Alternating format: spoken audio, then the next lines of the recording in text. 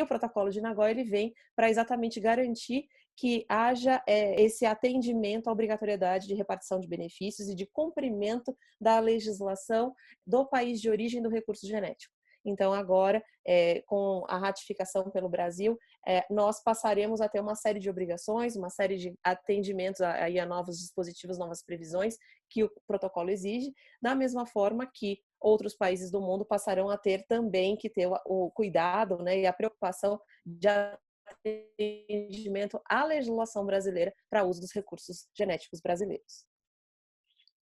Excelente, Anita. Tiago, você que acompanhou, como poucas pessoas aqui no Brasil, todo esse processo político de ratificação do Protocolo de Nagoya, conta para a gente um pouco como que foi isso, o que aconteceu lá no Congresso, como é que está a percepção também do setor empresarial sobre esse protocolo, quais são as expectativas? João, essa é uma pergunta que é bastante oportuna, até pelo processo agora de acordo, né, entre as lideranças partidárias e que resultou na aprovação do texto de forma bastante célere, tanto na Câmara quanto no Senado, após 8 anos de tramitação. Então, o protocolo, após ser assinado pelo Brasil, e diga-se de passagem, o Brasil assinou no primeiro dia, se eu não me engano, foi o primeiro país a assinar o protocolo. Quem acompanha o tema sabe que o país ele foi o grande protagonista, inclusive, na redação do protocolo, e não é à toa, já que a gente criou regras de repartição de benefício antes mesmo do protocolo existir. Então, prevendo ali, como a Anita explicou, né, sobre o contexto do protocolo todo, já com a previsão de criar mecanismos de repartição de benefício, o Brasil, em 2000, teve a sua medida provisória, que instituía a repartição de benefícios, né, internalizava a legislação, e com toda essa experiência o Brasil conduziu, foi protagonista nas discussões internacionais. Após, então, a assinatura do Brasil, o texto segue para o Congresso Nacional.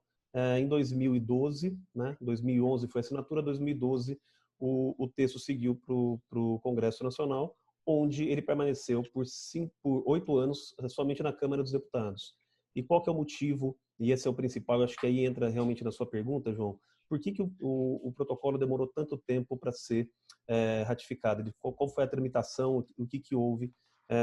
Quais foram as discussões? Existia, então, uma diferença de entendimento, né, sobre as consequências do protocolo entre o setor agropecuário e a bancada ambientalista. Então, a bancada ambientalista, com o entendimento de que o Brasil deveria ratificar por questões óbvias e ambientais, né, e o setor agropecuário ainda com uma certa insegurança sobre as obrigações que o país poderia passar a ter, considerando que as principais commodities brasileiras são de biodiversidade, são compostos de biodiversidade internacional.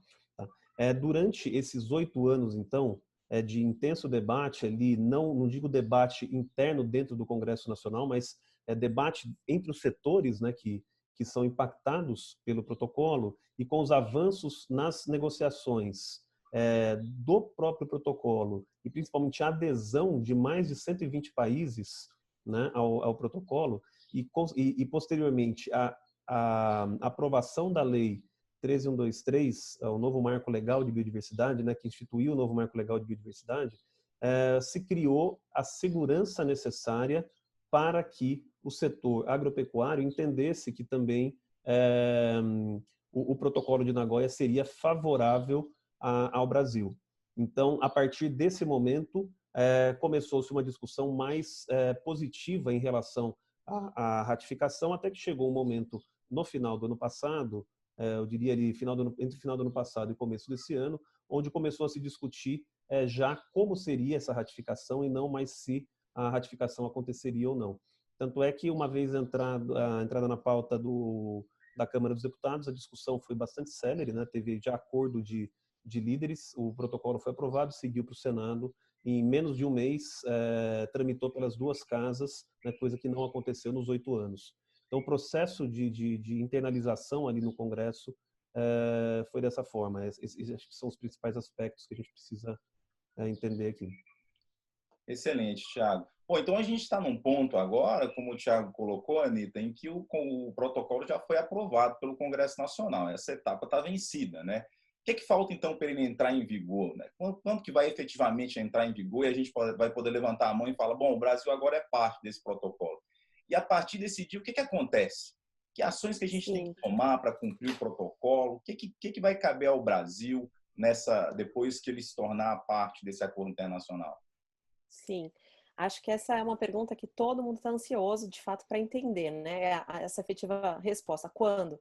Bom, basicamente, agora, a etapa final passa pelo depósito do instrumento de ratificação pelo Brasil perante o secretário-geral da ONU, e com isso, a partir do momento que houver esse depósito, em 90 dias, já estará em vigor o protocolo no Brasil. Haverá, claro, a necessidade de ter um decreto executivo para publicar o texto do protocolo aos nacionais, mas o Brasil, a partir da data em que fizer o depósito, contados 90 dias, já tem a obrigação de atender os parâmetros, as obrigações, as previsões todas do protocolo, e já pode ser exigido, inclusive internacionalmente, de que comprove que efetivamente está atendendo essas obrigações todas.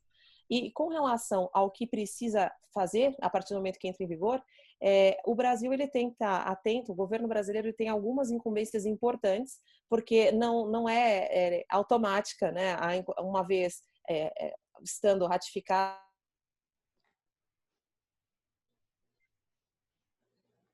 A gente teve, eu acho que estamos tendo um pequeno problema com o seu som, Anitta. Vamos ver se vai retornar aqui, senão eu passo a bola para o Thiago aqui. Eu acho que travou, né? Acho que travou. Ô, Thiago, deixa eu passar a bola para você, então, enquanto a gente Por favor. aguarda o retorno da Anitta. A Anitta estava... Você retornou, Anitta? Retornou Eu seu acho que eu som? retornei. Ah, Voltei? Vocês estão estamos me te ouvindo. ouvindo? Agora você Ah, voltou. então tá Você bom. estava contando Tornei. para a gente o que a gente precisa fazer para, depois que a gente ratificar o protocolo de Nagoya. O que o Brasil precisa fazer? Isso. Bom, então, basicamente, o Brasil ele precisa estar atento aqui em garantir mecanismos de controle para garantir que efetivamente os mecanismos estabelecidos pelo protocolo sejam atendidos. Então, basicamente, primeiro, a gente vai precisar que medidas legislativas sejam adotadas efetivamente para que a gente tenha uma norma que formalize mesmo como será implementado o protocolo. Tem diversos detalhes que vão precisar ser estabelecidos para essa aplicação, essa implementação acontecer. Precisa garantir que as normas dos países de origem serão atendidas pelos nacionais quando usarem biodiversidade de outros países. Terá que criar esses checkpoints de controle e fiscalização para garantir que esse monitoramento todo vai ser feito e vão existir medidas efetivas de penalidade na hipótese de descumprimento. Então, a fiscalização vai ser um ponto importante de aprimoramento e esse monitoramento do compliance à legislação estrangeira. Então, a gente passa a ter aí uma série de desdobramentos mesmo necessários que vão para muito além da nossa própria lei de acesso e repartição de benefícios. Então, a Lei 13123 não se confunde com as medidas adicionais que deverão agora ser implementadas para a garantia efetiva da implementação do Protocolo de Nagoya para o Brasil.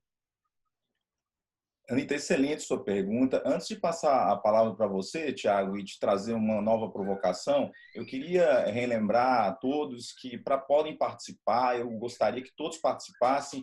Para que vocês possam participar, por favor, usem aqui o campo de perguntas e respostas, está aqui no canto inferior da tela de vocês. Pode colocar a pergunta lá que eu transmito para os nossos palestrantes do dia aqui, tá bom? Eu estou vendo que algumas pessoas até estão levantando a mão aqui. Eu peço que coloque a pergunta lá, mas no final também a gente vai ter um espaço para que vocês possam perguntar com maior intensidade. Bom, a Anitta trouxe então para a gente, Thiago, que depois que o Brasil efetivamente ratificar o protocolo, a gente vai ter que adotar uma série de ações ainda. Então, nós seremos partes, estaremos obrigados, mas não está tudo definido, né? No fim das contas, é isso que a Anitta está falando para a gente aqui. A gente precisará tomar algumas ações internas para implementar, como os checkpoints e outras ações que ela mencionou. Como que o setor empresarial, qual será o papel do setor empresarial nesse processo, né? Ele tem, na sua visão, algum papel importante aqui, ou isso é algo que deveria ser deixado só a cargo do governo? Como é que você enxerga essa questão? Qual o papel que você enxerga do protocolo nessa fase de internalização? João, eu costumo dizer que não existe política pública eficiente sem a participação de todas as partes envolvidas, né? Então, se o setor empresarial ficar de fora das discussões, certamente serão criadas barreiras, entraves, né, que vão depois prejudicar, principalmente num cenário como esse, né, que você tem todo um contexto internacional e que se trabalha também, né, com a biodiversidade estrangeira, né? E eu não digo só o setor empresarial, também isso vale para a academia, todas as partes envolvidas. Mas o papel fundamental do setor empresarial nesse momento é se posicionar, participar das discussões, dos debates, né? É muito interessante que o próprio Ministério do Meio Ambiente, o Ministério das Relações Exteriores, o MAPA, que são os ministérios que estão mais envolvidos, né?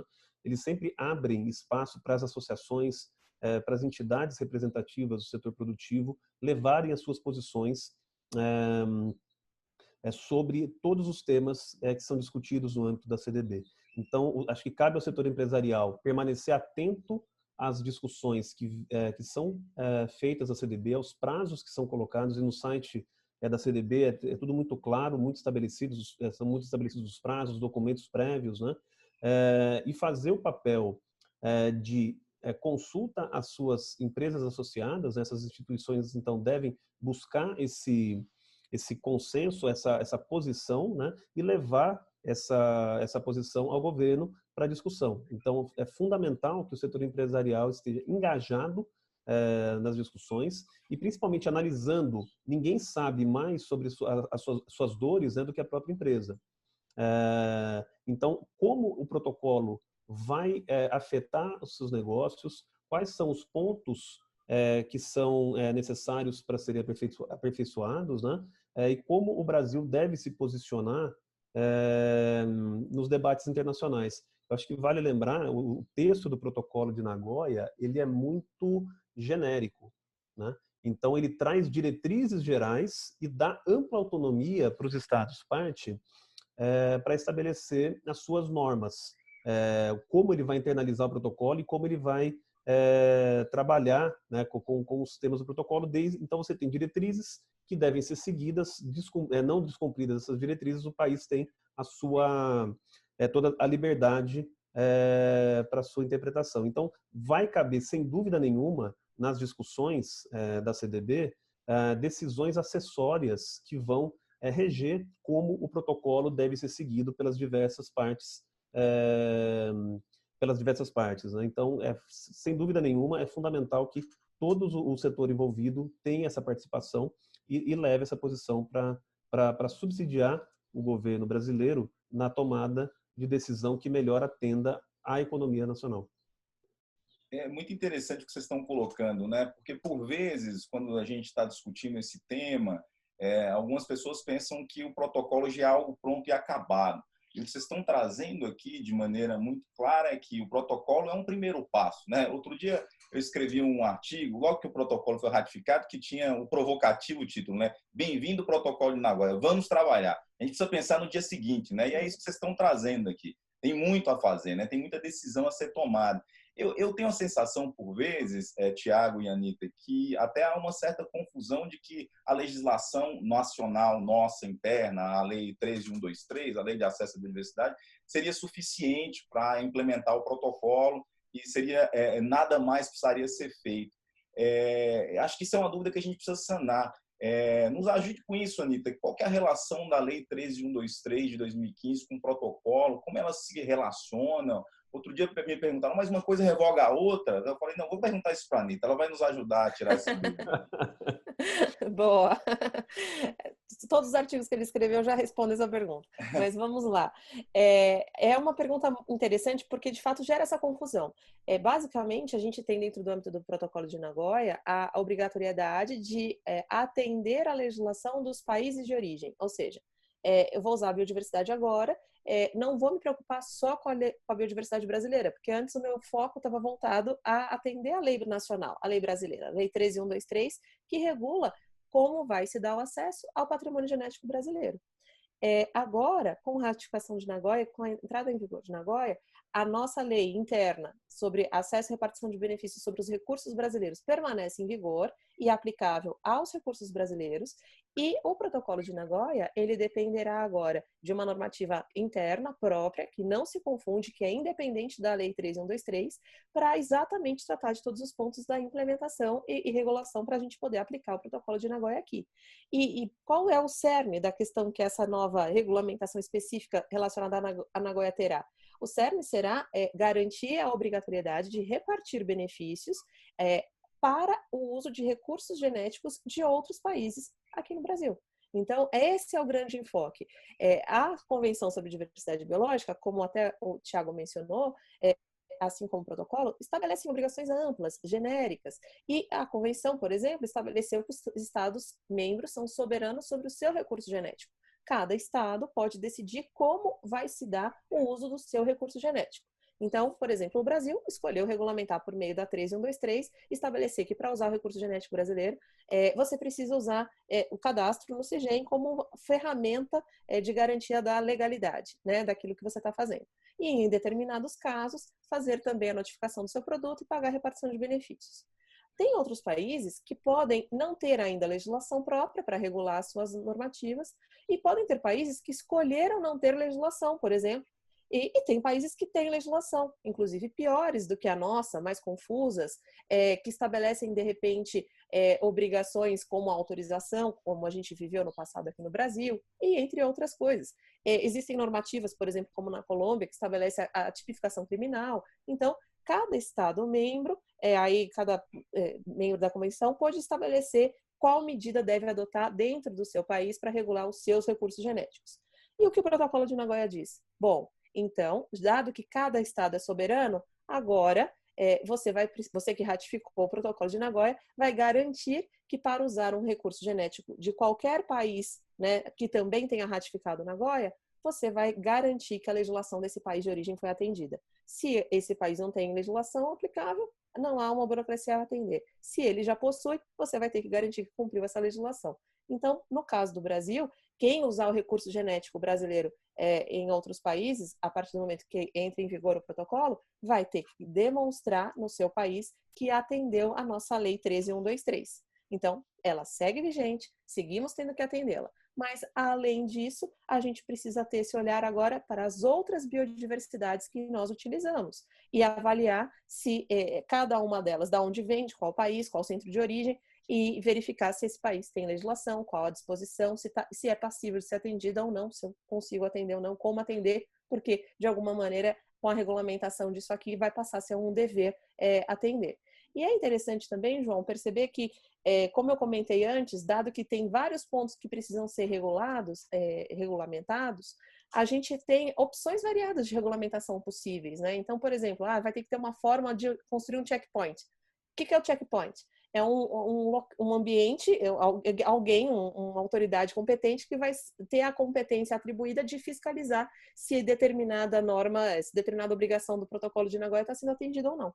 E aí, por exemplo, hoje a gente tem o INPI, que só aceita determinados pedidos depositados de patente em que há declaração de que houve uso de patrimônio genético nacional, se houver a apresentação de que atendeu a lei nacional. Imagine que ele estenda isso. E ao invés de perguntar se tem só patrimônio genético brasileiro na sua patente, se ele passa a perguntar se tem patrimônio genético, se tem recurso genético de qualquer outro país. E aí você vai marcar sim, ele vai ter uma segunda pergunta. Da onde? Você indica da onde e vai ser necessário demonstrar que aquele recurso genético foi obtido de forma respeitosa à legislação do país de origem, sob pena, eventualmente, da sua patente não ter prosseguimento. Isso ainda não existe, mas é possível que isso seja um exemplo de um dos checkpoints a serem criados. E aí é muito interessante que realmente surge uma série de oportunidades, né, para os interessados nesse tema em auxiliarem até a regulamentação. Quais seriam os melhores checkpoints? Quais seriam as melhores medidas para garantir esse controle? Quais seriam as medidas que garantem controle e, ao mesmo tempo, não impactam de sobremaneira a segurança jurídica? Então, como a gente pode contribuir para esse processo? Então, é um momento realmente de muito trabalho, porque a gente tem uma série de itens a serem regulamentados e uma enorme oportunidade de termos a participação de toda a sociedade interessada nesse tema em apresentar sugestões, apresentar ideias e apresentar fundamentações daquilo que pode dar certo e pode não dar, à luz até da experiência que nós já temos com a nossa lei. Então, são coisas diferentes, Protocolo de Nagoya é a nossa lei, mas a vivência que a gente tem com a nossa lei pode ser muito útil na construção da regulamentação, da implementação do Protocolo de Nagoya. Excelente, Anita. Você trouxe alguns pontos que eu acho muito interessantes e eu queria só comentar um deles, porque eu acho que é muito rico. Quando nós estávamos discutindo a implementação, na verdade, a aprovação do protocolo pelo Congresso Nacional, eu escutei de algumas pessoas frases do tipo: olha, o protocolo vai prejudicar muito o ambiente de negócio, o protocolo vai complicar a vida. O protocolo em si, e eu compartilho dessa sua visão, ele não complica nada, compartilho também da visão do Thiago, ele efetivamente dá um espaço de regulamentação enorme, inclusive o espaço de você não regulamentar determinados assuntos, né? Exato. Então, a criação dos checkpoints ela pode ser feita de uma maneira racional, inteligente e que não impacte o ambiente de negócio, ou pode ser feito de uma maneira equivocada. Daí a importância da gente estar olhando de perto agora, nessa fase do dia seguinte, como que a gente vai construir essas soluções, né? Mas você trouxe um outro ponto, Anita, que eu acho vital, é a nossa lei interna. E a nossa lei interna, muitas vezes, também nesse processo de ratificação do protocolo, foi levantada como um grande ativo. Muita gente falava, olha, é importante que o Brasil ratifique porque nós temos um grande ativo. Essa nossa lei ela vai atrair as pessoas para o Brasil, porque nós temos capacidade de fomentar investimentos de uma maneira adequada, racional. E também que isso poderia influenciar outros países, para que a gente tenha marcos parecidos com os nossos. As pessoas às vezes se assustam quando a gente fala, mas neste tema o Brasil está na crista da onda, nós estamos aqui no estado da arte. Mas eu queria ouvir um pouco o Thiago. Qual que é a percepção do setor privado, Thiago, sobre isso que eu estou falando aqui, sobre a nossa lei e a possibilidade dela influenciar outras normas e trazer benefícios para o ambiente de negócio? Bom, de maneira geral, eu posso dizer que a lei ela é muito bem vista pelo setor empresarial. E por que eu digo de maneira geral? Porque ainda existe uma dificuldade ou uma falta de conhecimento sobre o seu funcionamento e as suas vantagens em alguns setores e setores, eu estou falando apenas no setor empresarial, mas isso se aplica também à academia, por exemplo. E por que existe essa grande dificuldade de entender, de compreender? A gente tem que entender que antes da Lei 13.123 existia uma legislação vigente que ela era absolutamente impraticável, né? E aí acho que vocês têm, o escritório Nascimento Mourão, foi um grande protagonista aí na representação dos seus clientes, né? Nas discussões ali nos tópicos ali da medida provisória, né? Nas ações e tudo mais. Mas essa legislação ela era impraticável e desconhecida. Então, a partir de um certo momento, com toda essa experiência que foi criada em 15 anos, né, de discussão, você passa a ter um novo marco legal que foi amplamente divulgado e que passa a ser utilizado. Então, de uma hora para outra, os usuários da biodiversidade que não tinham nenhuma obrigação ou entendiam que não tinham nenhuma obrigação de cumprir alguma legislação, e vejam, era um entendimento equivocado, porque eles já tinham, eles passam a ter que cumprir a legislação. Então, isso soa como uma burocracia adicional, né, e que é sem sentido. Mas quando a gente passa a olhar o que era obrigatório na lei, no antigo marco legal, e o que passou a ser obrigatório na Lei 13.123, é indiscutível, né, os avanços. Então, você tinha um sistema de solicitação de autorização, né, que tinha que passar por aprovação no Conselho de Gestão do Patrimônio Genético, no CEGEM, e um tempo que demorava ali, em média, 1 ano, mas existiram casos de até 8 anos para aprovação. Então, quem trabalha com biotecnologia, por exemplo, sabe que 6 meses você tem autorização para iniciar uma pesquisa.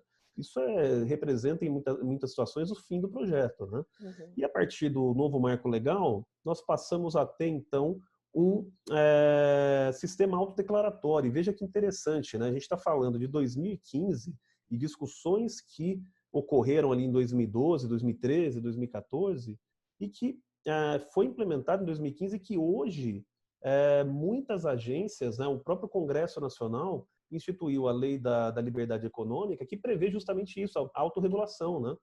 Ou seja, não é exatamente o mesmo mecanismo, mas é a mesma previsão. O setor se autorregular, o setor prestar as informações e a confiança no Estado de que o setor está cumprindo com as suas obrigações e se ele não cumprir, ele vai sofrer ali as penalidades. Então, não tem como discutir as vantagens da nova legislação. E, aos poucos, eu acho que as dúvidas que existiam entre realmente se a legislação seria muito bem-vinda ou não, né, elas estão se esgotando. E o que a gente vê é que em muitas situações, em quase todas as discussões que eu participei, as críticas à nova legislação, elas são basicamente por uma falta de conhecimento de como essa legislação é operacionalizada. E é importante mencionar também o grande empenho do CEGEM, né, em resolver as questões que ainda são pendentes e que a própria legislação, por ser muito ampla, você acaba tendo questões que precisam ser resolvidas, né? Claro que a gente tem muito a aperfeiçoar ainda, o marco está em fase de implementação, mas eu entendo que, de maneira geral, né, não como unanimidade, mas a Lei 3.123 hoje ela é muito bem vista, sim, pelo setor empresarial. Excelente. E vocês sabem, como eu já havia antecipado, que o Thiago é conselheiro do CEGEM, né? Então, se tem alguma coisa errada lá, é culpa dele. Vocês podem ficar à vontade aqui para mandar manifestações nas perguntas e respostas. Aliás, começamos a receber algumas perguntas aqui, já tenho algumas perguntas com dúvidas bem específicas sobre o protocolo e eu levarei aqui aos nossos palestrantes. Fiquem à vontade para perguntar mais. Tem uma pergunta aqui, e até antes de abordar um outro tópico com vocês, que me parece muito interessante. Eu tenho um participante aqui que o nome não está aparecendo para mim, mas ele pergunta: gostaria de saber se o protocolo de Nagoya também determina que a legislação de acesso de países que não são signatários deve ser cumprida, ou se a obrigação é apenas dos países signatários. Então, ela perguntando aqui é o seguinte: ora, se o Brasil passar a ser signatário, mas os Estados Unidos não é, como de fato não é e não deve ser, o Brasil tem que fiscalizar também a legislação americana ou não? O Brasil só precisa fiscalizar a legislação daqueles países que, assim como ele, são parte do protocolo de Nagoya. Eu vou passar essa bola para a Anita, para que ela possa responder essa dúvida bem direta, dúvida bem pontual. E aproveita, Anita, para que você não fique só com essa pequena dúvida que você vai responder em 1 minuto, que você também nos ajude a responder uma outra questão que sempre nos intriga muitas pessoas e causa aqui perplexidade.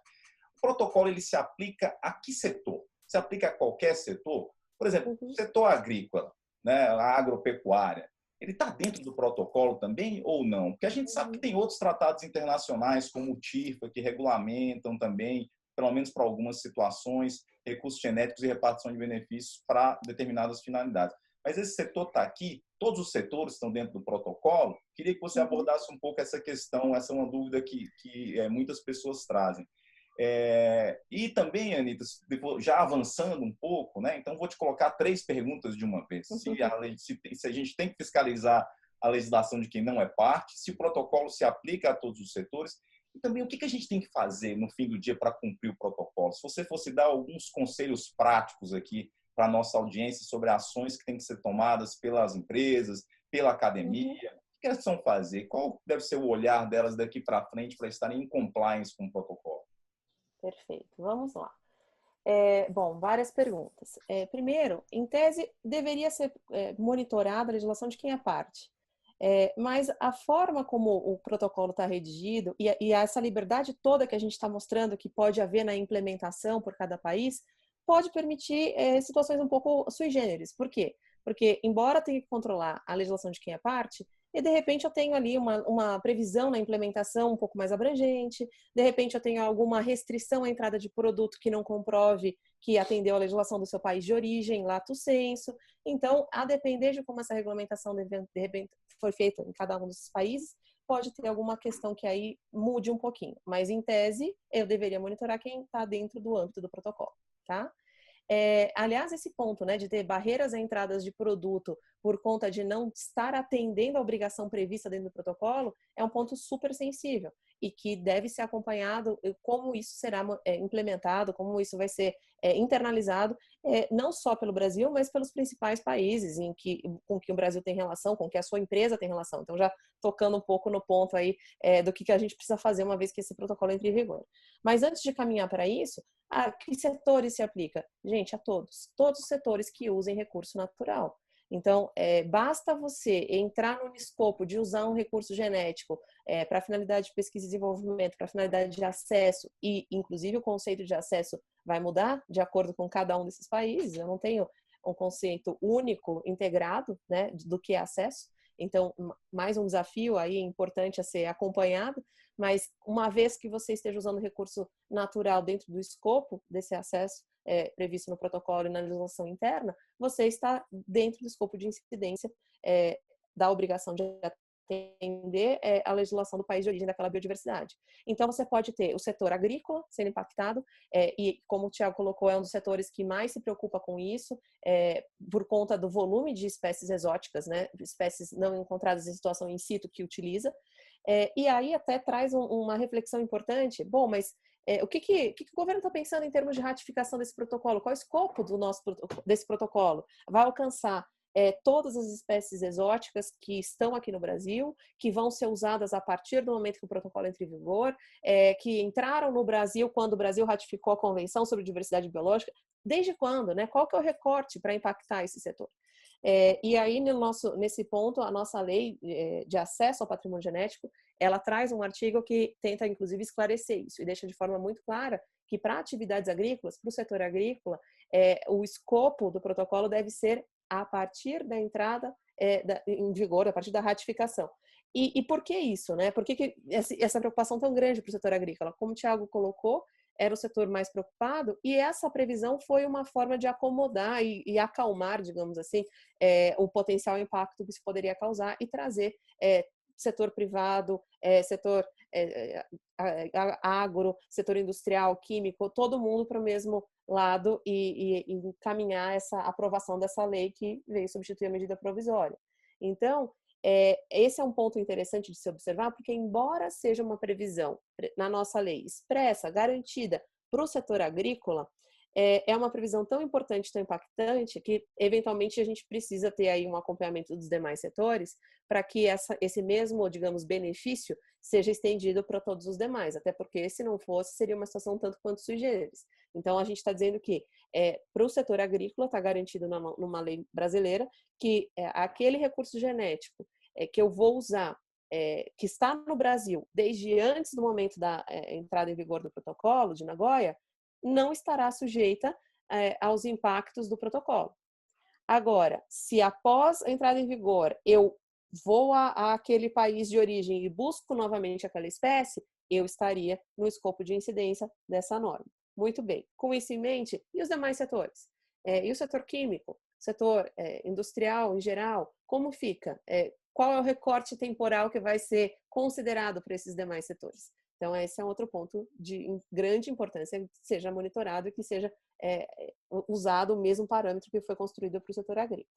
E aí, em termos de o que fazer, né, já que abarca todos os setores, todo mundo que usa recurso genético, realmente o que fazer passa por um levantamento interno, acho que é o primeiro passo importante, para que as empresas passem a identificar o que elas efetivamente usam de recurso genético de outros países, para entender o tamanho do potencial impacto desta nova obrigação de ter que atender à legislação de país de origem.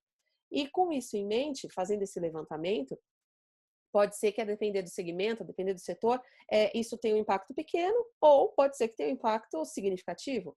Até porque, até a entrada em vigor do protocolo, muitas empresas adotavam como estratégia usar biodiversidade exótica para evitar atendimento à lei brasileira.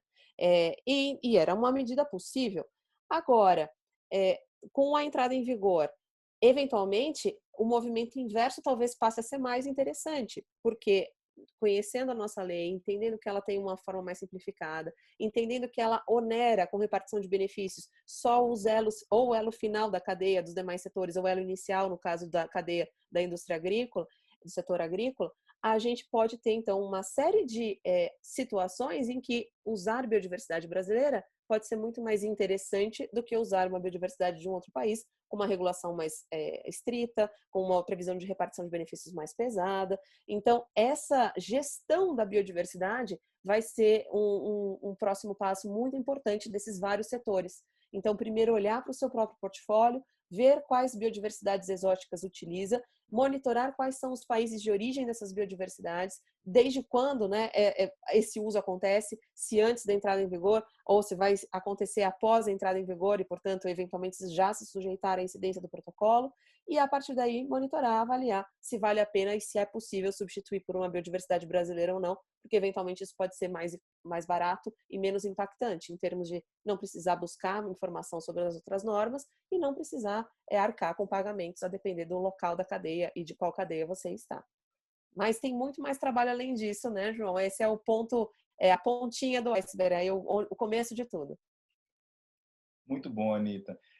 Eu estou vendo algumas perguntas muito interessantes e algumas delas você já respondeu na sua fala, mas até para prestigiar as pessoas que estão enviando aqui. O Roberto acabou de perguntar: como se aplica ao setor agrícola uma nova cultivar de soja desenvolvida pela Embrapa depois da entrada em vigor do protocolo? Poderia gerar repartição de benefícios para a China?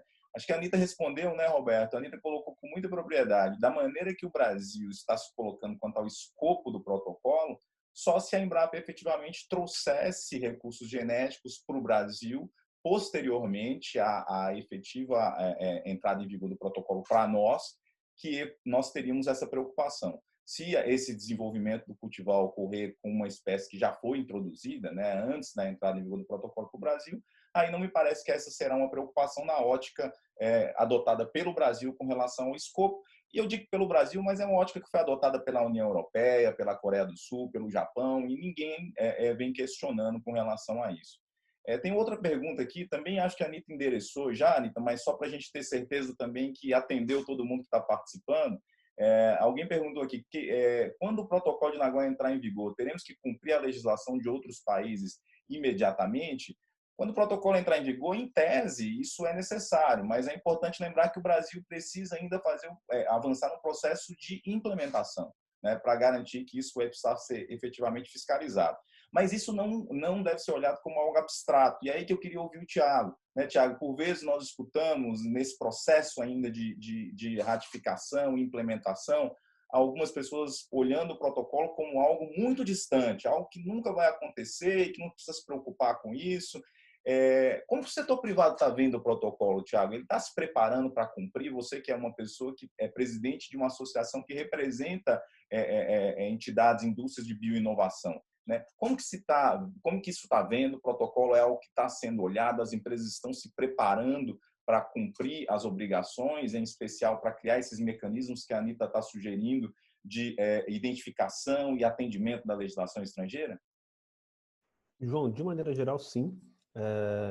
E aqui eu falo mais pelas empresas que a BBI representa, mas o que a gente percebe, desde que a gente começou a inserir o tema sobre o protocolo de Nagoya na nossa agenda, né, sempre teve um engajamento muito grande das empresas, principalmente das multinacionais que têm as suas atuações em diversos países, para entender como funciona, né, o protocolo e quais os mecanismos realmente que as empresas estariam sujeitas e que elas deveriam cumprir. Tá?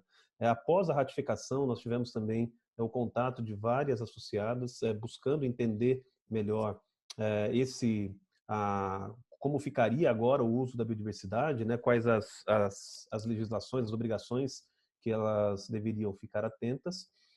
Mas temos também empresas que ainda estão num processo mais preliminar de entendimento, João. Então, e de maneira geral, são empresas que não fazem uso da legislação de biodiversidade internacional, mas têm perspectivas de utilizar. Então, são empresas que têm no radar a necessidade de cumprir o protocolo, mas ainda por não ter os produtos ou produtos efetivos, ainda estão em fase de pesquisa, não tem tão claro quais seriam as implicações do protocolo. Mas eu posso dizer que, em termos de pesquisa de ponta, né, e das empresas que realmente trabalham e têm produtos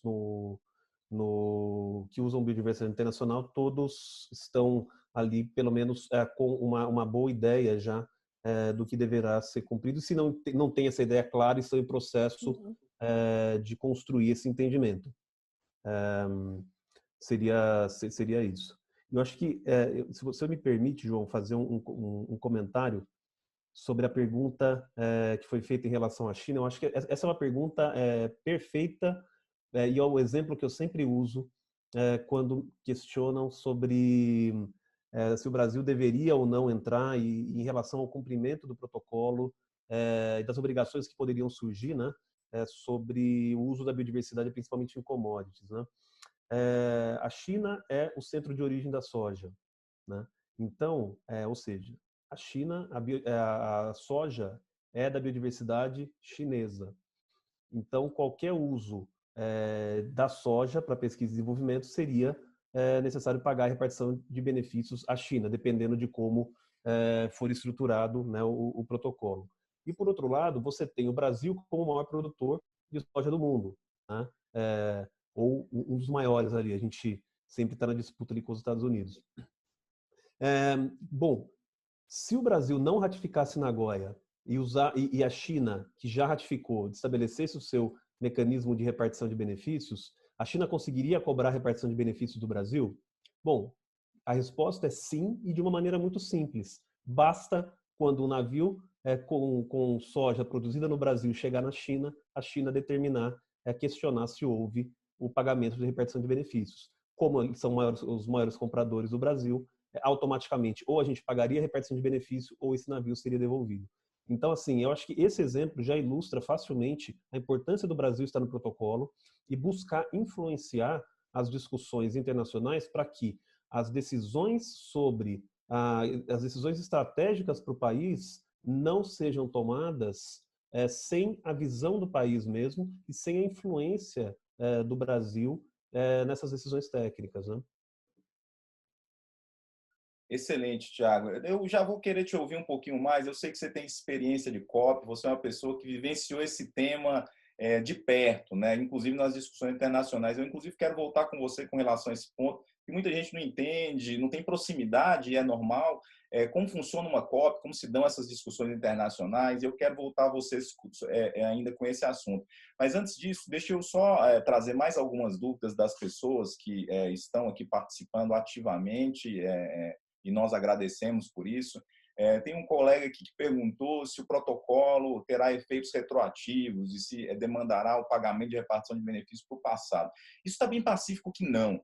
Não só no Brasil, como no exterior. Não encontrei até hoje, já discutimos muito esse tema, quase exaustivamente, quem defendesse que o protocolo deve ter efeitos retroativos por uma questão simples de que não há essa previsão no tratado e a Convenção de Viena sobre Direitos Tratados estabelece que, para ter efeito retroativo, tem que estar no texto do acordo internacional. Então, esse é um tema que nos parece bastante tranquilo. O mais desafiador é a questão do escopo. Qual que é o escopo do protocolo? Se ele vai ou não vai abarcar espécies que já estavam no país antes da ratificação. E tudo está indicando que o Brasil vai adotar, e como já adotou para o setor agrícola, e deve adotar para os demais setores, até porque não parece haver espaço para diferenciação, que aquilo que já estava no país no momento da ratificação não está no escopo do tratado. Quem ingressar depois estaria no escopo do tratado. Então, só para endereçar essa dúvida aqui, mas deixa eu voltar para você, Anita. Assim como essa dúvida, tem um monte de dúvidas, né, pequenas dúvidas, além de temas estratégicos, como vocês estão trazendo aqui, que surgem quando a gente está tratando desse assunto. Uma que é recorrente bom, e se eu descumprir a legislação do outro? Vamos imaginar um cenário em que o Brasil se torne parte do protocolo e eu, como um cientista, né, vale lembrar que a academia, qualquer pessoa que faça pesquisa de desenvolvimento com biodiversidade, basicamente vai estar abarcado pelo tratado. Então, e se qualquer dessas pessoas descumprir o tratado, quais são as sanções? As pessoas têm que não, vai acontecer alguma coisa comigo? Quais são as sanções previstas no protocolo? Tem sanção prevista no protocolo? Se não tem, onde que essas sanções estarão previstas? Como que esse tema deve ser pensado por essas, sejam empresas, sejam entidades de pesquisa? Excelente pergunta, porque é onde realmente todo mundo tem a apreensão de entender qual o efeito, qual o impacto, o que pode acontecer. O protocolo ele não prevê sanção, ele prevê a possibilidade de se fixar sanção. Então, essa fixação de sanção vai acontecer na regulamentação, no momento de implementação. Então, é mais um tema essencial de ser acompanhado e monitorado pelos usuários interessados nesse tema, porque é exatamente agora, no momento de implementar, que vai ser definido quais serão as penalidades aqui no Brasil a serem estabelecidas por aqueles que não cumprirem essas obrigações novas que passam a ser instituídas pelo protocolo. Então, será que vai ter uma penalidade administrativa, uma multa, alguma coisa, uma advertência? Será que vai ser uma penalidade até em outro âmbito, eventualmente criminal? Até hoje a gente não tem nada nessa esfera no Brasil. Então, são temas realmente importantes de serem acompanhados e que podem impactar diretamente o dia a dia de cada um dos usuários de patrimônio genético, de recurso genético. Eu até percebi por alguma das perguntas que as perguntas feitas mostram já essa preocupação com a complexidade, talvez dificuldade de se atender a essas novas obrigações, né? Então, por exemplo, uma das perguntas feitas, se me permite, João, pelo que eu vi aqui, foi: e se eu uso biodiversidade de 2 países? Essa pergunta é interessante porque eu posso entender ela de 2 formas e eu vou falar das 2 maneiras, tá? Eu posso ter uma situação em que eu uso uma espécie que ela é natural de mais de um país. Então, por exemplo, a espécie da Amazônia. Todos os países que compartilham a Amazônia potencialmente têm a mesma espécie, de forma nativa. E eu não sei exatamente de onde ela veio. Eu pago para quem? Então, esse já será um desafio que também terá que ser endereçado, terá que ser tratado como resolver. Pode ser que aconteça de eu ter mais de uma espécie no meu produto. Eu tenho uma espécie, por exemplo, que vem do bioma amazônico e eu tenho uma espécie que vem da Ásia, por exemplo. E aí, eu vou ter que pagar para 2 lugares diferentes? Potencialmente, sim. A tua obrigação é garantir que você atenda a legislação dos países de origem de todas as biodiversidades que você está usando no seu produto. Se você está trazendo de um país que tem norma, e de mais de um país que tem norma e que estabelece a obrigação de pagamento, eventualmente sim vai ser necessário pagar para os dois. Então imagine que a gente traga do Brasil e da Índia, que também tem legislação. Eu teria que sim me enquadrar, atender as 2 legislações para os meus 2 ativos diferentes, tá? Se eu trouxe mais de 2, se eu tenho 4 insumos diferentes de países diferentes, eu teria que atender a legislação dos 4. Por isso que eu volto a dizer a importância desse monitoramento, de entender quais biodiversidades exóticas eu uso e avaliar quais eu posso substituir e passar a usar brasileira, porque daí é mais fácil, eu resolvo tudo aqui no Brasil. Aquilo que não for possível, eventualmente eu vou ter que fazer esse monitoramento da legislação dos vários países, sim. E até também perguntaram, mas aqui no Brasil já é difícil saber o que é brasileiro ou não, porque não tem uma lista positiva. É difícil saber qual conhecimento tradicional é nosso ou não.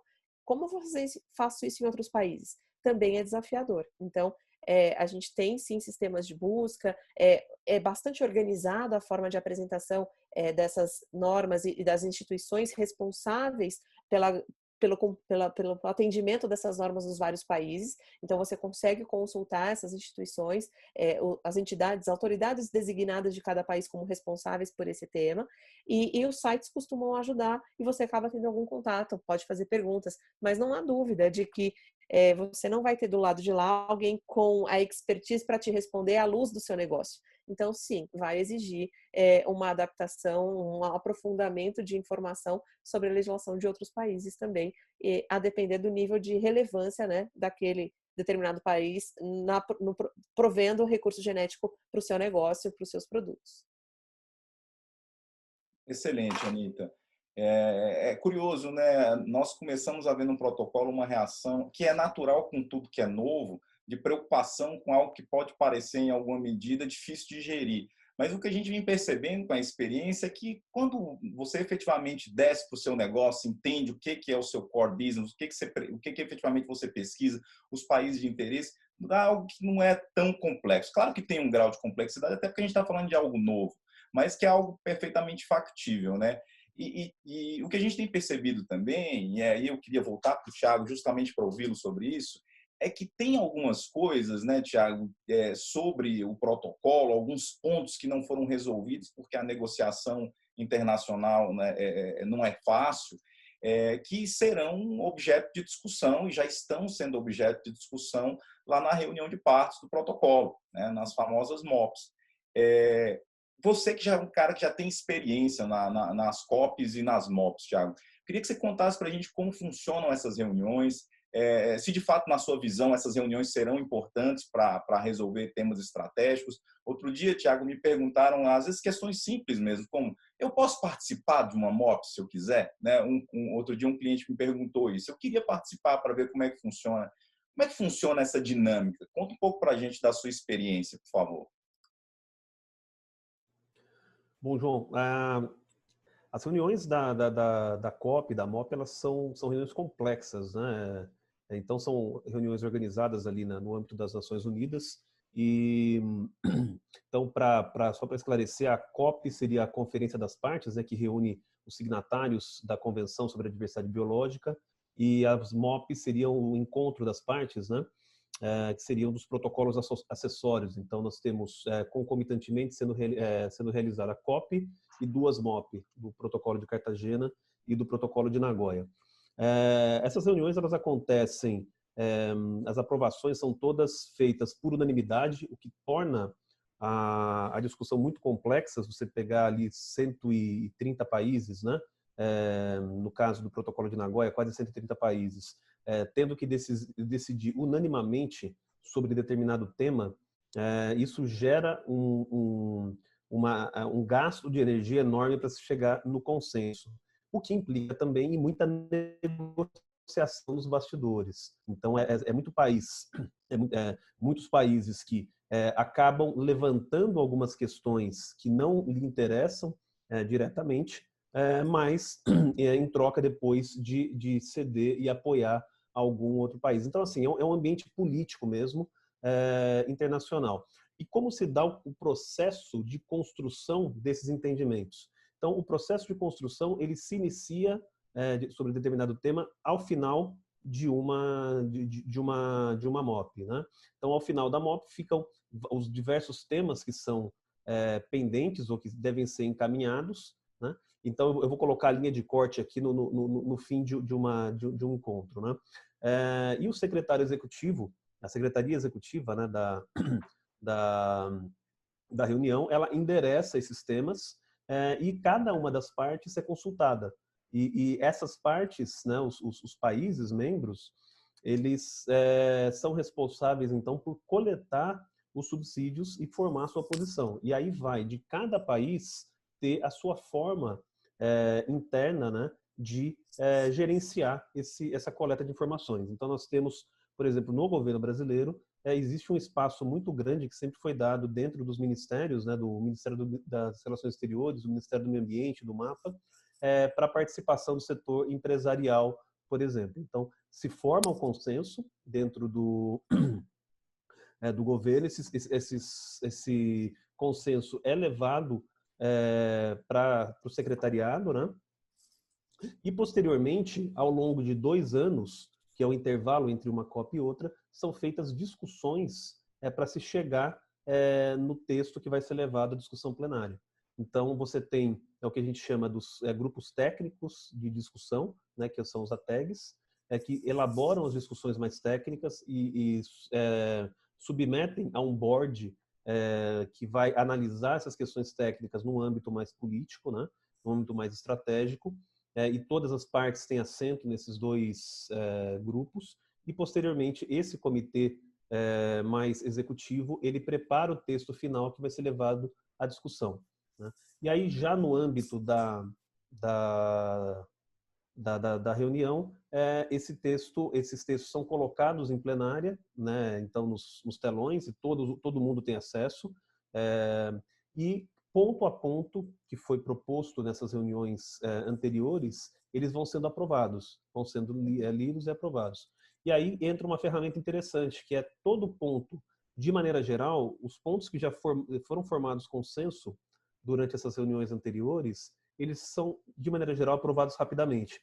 Os pontos que nessas reuniões anteriores não houve consenso, eles são colocados em colchete no texto, né? E quando chega num ponto desse, é aberta a discussão. Então, cada parte tem direito de se manifestar, e mais uma vez, no caso do Protocolo de Nagoya, são 130 países que podem se manifestar.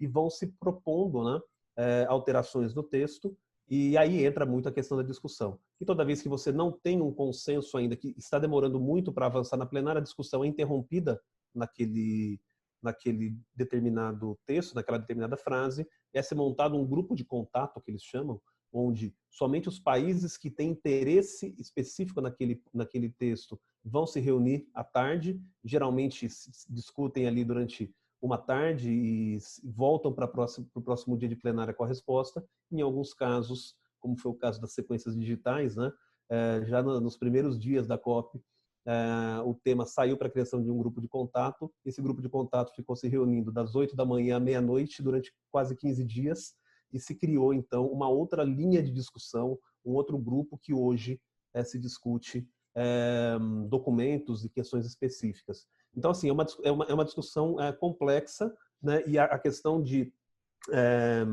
consenso é o que torna a decisão muito mais difícil e entra muito a habilidade dos negociadores, né? E o jogo de cintura, né? De colocar as posições e de troca de favores.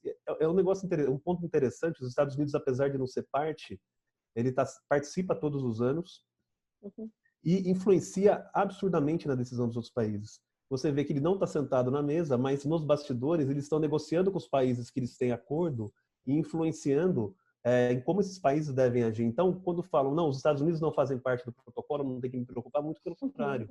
Eles estão altamente influenciadores nas discussões, né? Mas não fazem parte por uma questão estratégica que aqui não vem ao caso de a gente discutir. Mas são discussões bastante complexas, João. Que aula de negociação internacional, viu, meu caro? Ainda bem que eu gravei aqui, eu vou colocar na internet e ganhar dinheiro no YouTube. Pessoal, infelizmente, nosso tempo está chegando ao fim, já são 18h33. Eu vou passar para a Anita e para o Thiago duas provocações finais e dar um espaço para que vocês possam também tecer suas considerações e se despedir. Antes disso, eu vou só até, de novo, prestigiando os nossos participantes. A Bruna fez uma pergunta, eu vou responder de maneira muito simples e direta, Bruna. A Bruna colocou aqui, o Brasil ingressando no protocolo de Nagoya, as empresas dos países estrangeiros signatários terão que seguir a nossa lei, mas no caso dessas empresas estrangeiras, será retroativo? Bruna, depende muito de como o país internalizar. Se nós tivermos um país que internalize o protocolo de Nagoya e estabeleça, e na sua jurisdição, que ele vai fiscalizar o atendimento dessas normas de forma retroativa, em tese, essa empresa que está lá fora poderia se sujeitar até mesmo a essa ideia. Não é nem questão retroativa, é o escopo que estaria mais abrangente. Não me parece que essa seja uma tendência, tá, Bruno? Mas isso poderia acontecer lá fora. Não me parece também que o Brasil poderia cobrar que alguém faça isso, considerando que nós adotamos um escopo, pelo menos por hora, expressamente para o setor agro, reduzido. Mas também não vou atrapalhar, agora eu quero ouvir, são os meus especialistas aqui, e Anita, eu queria te dar a palavra final, um espaço para que você possa se despedir e falar um pouco para a gente o que você tem de expectativas para Nagoya neste ano e no próximo ano, o que a gente pode ter de novo, por favor, Anita. Bom, eu acho que fica claro, né, de tudo que a gente conversou hoje, que temos espaço para construir uma implementação de Nagoya da forma mais adequada, mais interessante para todos os interessados, os envolvidos. Então, a consequência lógica disso é muito trabalho. Então, o que eu vejo, né, para o próximo ano, em termos de Nagoya, é a oportunidade, de fato, das empresas terem esse mapeamento interno, levantarem o que elas efetivamente usam de biodiversidade estrangeira, o que não usam, começarem a ter um olhar estratégico para as situações que vão utilizar biodiversidade, para situações que vão colocar estrangeira ou colocar nacional, e ter mecanismos de controle mesmo, de rastreabilidade, tanto para saber se tem ou se não tem biodiversidade no produto, porque antes a gente talvez pudesse ter isso de forma mais criteriosa com o que era brasileiro, mas com a ratificação vai ser importante ter isso com relação a qualquer biodiversidade utilizada, tanto quanto para saber, uma vez que identificou que tenha, como que eu monitoro e garanto que eu tenha a rastreabilidade do país de onde veio. Porque essa rastreabilidade vai ser fundamental, já que a gente já sabe que alguns ainda não têm norma, outros têm norma, outros não ratificaram. Nós estamos falando de 126 países que já ratificaram. Então, uma série de outros ainda não ratificaram. Então, será que também não existe uma digamos, uma tecnologia aqui interna a ser criada, né, dentro das empresas, dentro das instituições de pesquisa, sobre qual a biodiversidade que eu vou usar, qual eu não vou usar nesse momento, considerando esse contexto.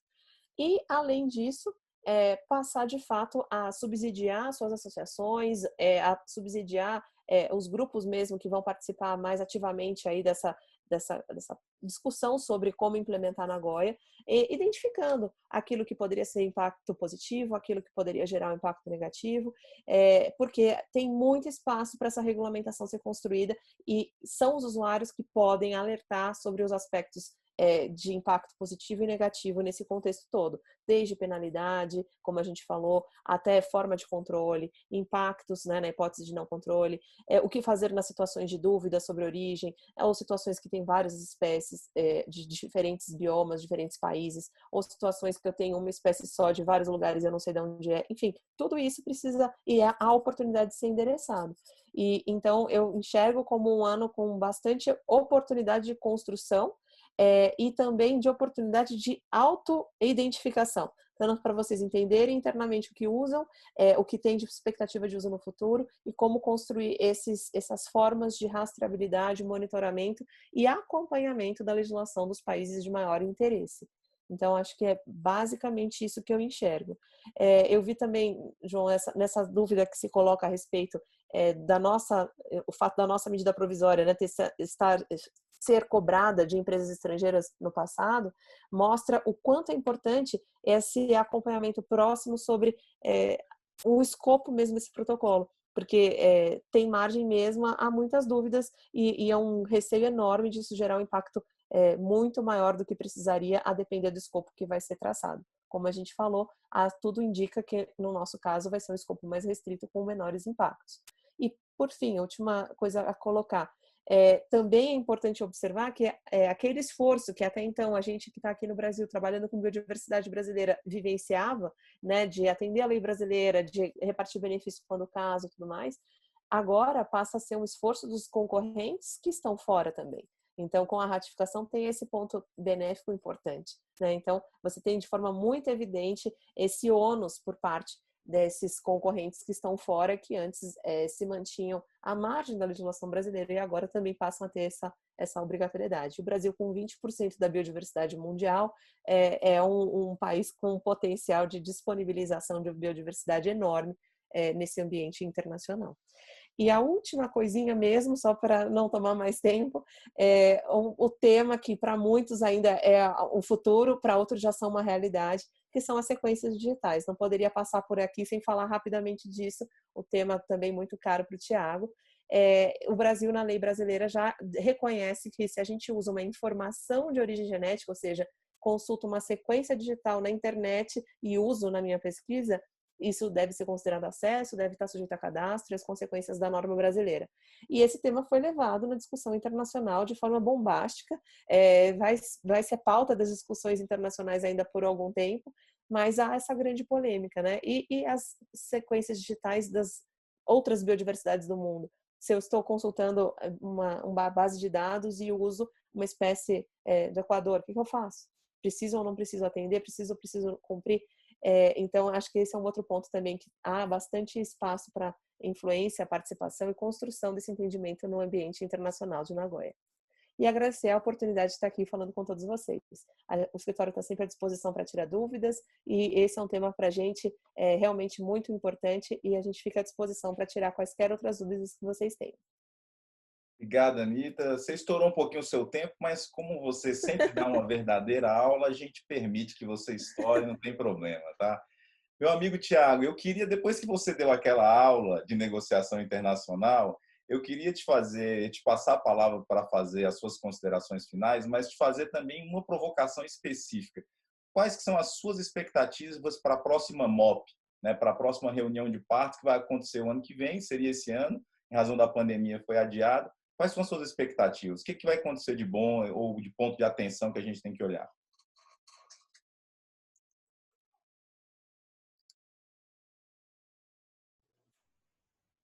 Bom, João, vamos lá. Eu entendo que a grande expectativa, eu acho que aí de todos que acompanham, tá, no cenário internacional, a entrada do Brasil, ela ela vai ser motivo, é um fato muito aguardado, né? Então, o Brasil, mesmo não sendo parte, o Brasil sempre foi muito respeitado, e sempre chamado para as discussões do protocolo. O que era interessante é que o Brasil era chamado, trazia a sua experiência, mas quando a gente encrencava com algum assunto ou discordava de algum assunto de parte, eu já presenciei isso algumas vezes, o chair falava, olha, desculpa, mas a gente vai deixar só as partes agora se manifestarem. Então era uma situação constrangedora, né? Mas o Brasil sempre foi chamado para trazer a sua opinião. Então, assim, eu acho que a participação do Brasil vai ser realmente um marco, né, para as discussões do protocolo. Sobre temas específicos, a Anita colocou muito bem. Acho que as sequências digitais elas entraram em um momento em que, a princípio, ninguém acreditava que elas seguiriam e não viam até muito sentido, né? E durante aquela COP, né, que aconteceu em 2013, né? 2016, desculpa, no México, realmente o que se viu ali foi uma mudança completa de entendimento sobre a complexidade das sequências digitais e o seu papel, né, no desenvolvimento de tecnologias. Tá? Então, eu acho que sequências digitais é um tema que não será encerrado, vai continuar, e eu acho que daqui para frente, cada vez mais, ele ainda não entrou definitivamente na pauta, mas é uma questão muito mais protocolar de chegar a seu consenso. Eu acho que o ponto que se chegou nas discussões, ela já está irreversível, o que eu entendo que traz uma série de vantagens para o Brasil, já que desde 2000 nós temos, né, as sequências digitais já inseridas no nosso marco legal. Então, como a Anita bem colocou, né, a legislação brasileira já traz que o patrimônio genético é a informação de origem genética, e até na exposição de motivos da Lei 3123, ele traz uma justificativa que assim, é muito difícil de contrapor, né? O que ele coloca é que, a partir do momento que você extrai a informação, né, e você consegue disseminá-la, e hoje isso é muito fácil, o sequenciamento de genoma hoje é muito barato, é muito rápido, né? Você consegue enviar essas informações por e-mail, o valor da biodiversidade é perdido. Então, assim, essa informação, essa argumentação que é trazida já na legislação brasileira, na exposição de motivos, né, que foi enviada à Presidência da República, ela já é suficiente para se considerar esse ponto, e o Brasil, baseado nessa exposição, ele sempre defendeu a inclusão das sequências digitais. E aí eu trago, nesse âmbito, os desafios que eu acho que precisam ser superados, né? Da mesma forma como as sequências digitais elas vão entrar a fazer parte do protocolo, na minha opinião, né? Nós precisamos pensar em como o uso dessas sequências digitais não vai impactar o desenvolvimento da pesquisa, o desenvolvimento da inovação, não vai limitar a atividade de inovação, né? Principalmente porque você tem sequências que já estão depositadas há muitos anos e que não se tem ideia do país de origem. Existem sequências que foram depositadas, mas sem o contexto do protocolo de Nagoya. Tudo isso tem que ser considerado. Então, eu acho que vai ser necessário, acho que um grande desafio vai ser pragmatismo nessas discussões. Pragmatismo em definir o escopo, o recorte que as sequências digitais devem ter. E Nagoya, a CDB de maneira geral, mas Nagoya em especial, é uma reunião que envolve muitas paixões, né? Você tem a área ambiental, os ambientalistas, né, que se envolvem muito no tema. Você tem, do outro lado, os usuários, a indústria, que também tem um envolvimento bastante grande. Então, é uma discussão muito tensa no sentido de expectativas, né? Então, acho que o grande desafio vai ser realmente como mediar, como gerar esse pragmatismo num ambiente onde você tem todo esse cenário que possibilita as negociações e essa troca de favores. Então, sequências digitais, para mim, vai ser o grande tema, né? Falei da entrada do Brasil, sequências digitais, coloco aqui a questão do artigo 10, do protocolo, que ele prevê, a Anita colocou muito bem, né? Quando você tem uma situação onde você não consegue identificar de onde vem qual é a origem da biodiversidade, então ele prevê um sistema internacional de repartição de benefícios. E eu gostaria de trazer um ponto adicional que não é diretamente relacionado a Nagoya, mas é em relação à Conferência das Partes, que é justamente a revisão das metas de Aichi, ou seja, o estabelecimento das metas pós-2020 que vão ter impacto no protocolo de Nagoya. Então, as metas, a cada 10 anos, a convenção revisa as suas metas, né? E a gente está justamente no ano agora de revisão das metas. Então, de maneira geral, em 2020 vai se definir qual vai ser o andamento das discussões, o direcionamento que as discussões vão ter nos próximos 10 anos. Então, acho que é um tema que vai gerar, que está gerando muita expectativa e que vai precisar ser muito bem encaminhado. Excelente, Thiago. No mais, João, como consideração final aqui, eu agradeço a participação, parabenizo vocês ali pelo excelente trabalho que vocês vêm fazendo, o escritório Nascimento Mourão é associado à BBI, né? Sempre nos presta um suporte muito grande no tema biodiversidade, e fico aqui à disposição para comparecer e contribuir com outras ações, outros eventos que o escritório precisar de mim. Muito obrigado. Thiago, nós que agradecemos. Thiago e Anita, foi excelente. Que conversa boa. A conversa estava tão boa que a gente não vê o tempo passar, mas até que, em respeito ao nosso agendamento, eu, infelizmente, com dor no coração, vou ter que encerrar essa nossa transmissão. Eu fico com vontade, eu dou aula agora às 7 horas, fico com vontade de pegar todos vocês para levar para a minha sala de aula para repetir a dose com os meus alunos. Não vai dar para fazer isso hoje, mas quem sabe a gente ensaia um dia, né, e faz uma proposta como essa. Eu acho que o fato da gente ter ficado tanto tempo conversando e com uma audiência tão boa, tão participativa e tanta gente boa aqui do lado, só me mostra uma coisa: a gente vai ter que repetir essa dose, hein? Então, a gente vai com certeza marcar uma outra conversa sobre o protocolo de Nagoya. Hoje foi só um pontapé inicial. Talvez até o escritório está fazendo 25 anos, né? O nosso escritório, Nascimento e Mourão, onde eu e a Anita somos sócios. E a gente está programando alguns eventos, né? Porque um quarto de século a gente não pode deixar sem comemoração. E quem sabe a gente não encaixa lá dentro mais um bate-papo sobre o protocolo de Nagoya e coloca o Thiago para nos dar mais algumas aulas, a Anita para nos dar outras aulas sobre esse assunto. Mas então eu queria agradecer a todos mais uma vez, agradecer a participação e dar uma boa noite e até a próxima. Obrigado, João. Um abraço.